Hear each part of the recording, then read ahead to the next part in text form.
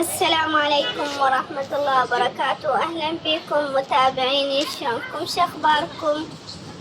إن شاء الله تكونون بخير وصحة وعافية وانتم تشاهدون فيديو اليوم.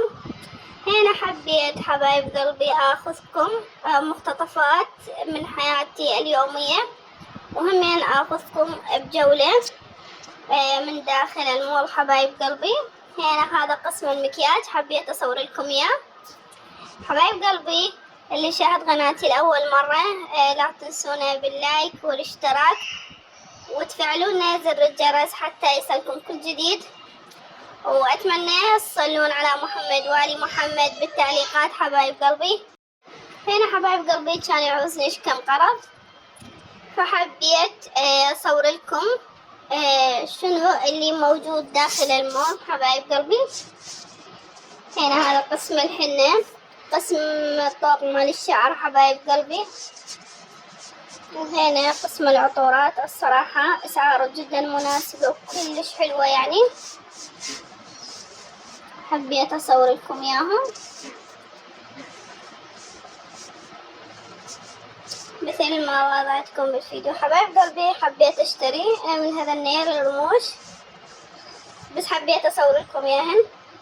اللي عنده معلومة عليهن خليه ينورنا حبايب قلبي. الصراحة شوية ترددت، خفت لما زينات ويأذن عيني. وهنا ها قسم الظل.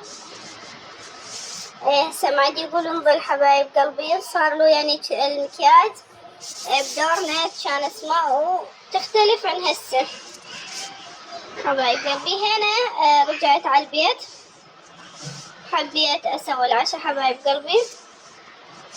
بديت وياكم بديت اثرم البصل مثل ما وضحتكم بالفيديو. العفو منكم. هنا بديت اثرم البصل، حبيت اسوي هاي الزلاطة، مو زلاطة حبايب قلبي، بصل وسماق وحط شوية لامندوزي. يعني احنا يعني عشقنا هاي، نعتبرها يعني ويا الوجبة الرئيسية دائما يعني موجودة. الحبايب قلبي السماق ولا مندوزي يروحون ريحة البصل، يعني تقل الريحة تقريبا 70% من ريحة البصل ادخل.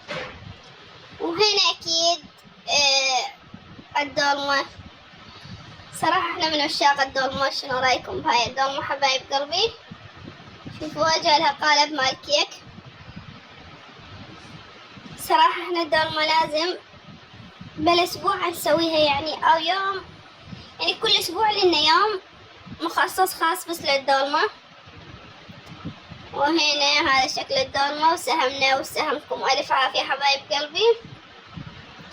وهنا يا حبايب قلبي ثاني يوم رحت زيارة على قبر أخويا، الله يرحمه ويجعل مسواه جنة، والله يرحم الميتين جميعا، الله يرحمهم وينور قبرهم إن شاء الله للجميع يا ربي. وهنا حبايب قلبي شوية تأخرنا بالمقبرة فصار الدنيا ليل. هنا أخذنا تاكسي، حبيت أصور لكم الطريق لأن صار فترة أنا ما مصورت لكم يعني بداخل مدينة الموصل، يعني الشوارع مثل ما نقول. حبيت أصور لكم إياها. صراحة الأجواء بالليل كلش حلوة، ومنو يحب يطلع بالليل حبايب قلبي؟ صراحة الأجواء كلش حلوة، والجو بالنهار حار، فالطلعة بالليل صارت أحلى يعني. وهنا خلصنا الجولة مالتنا.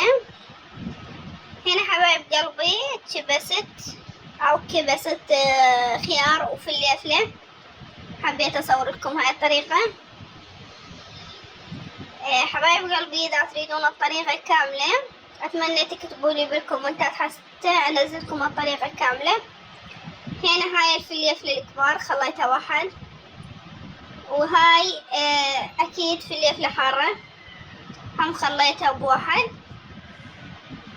خليت كل شي بعلبة.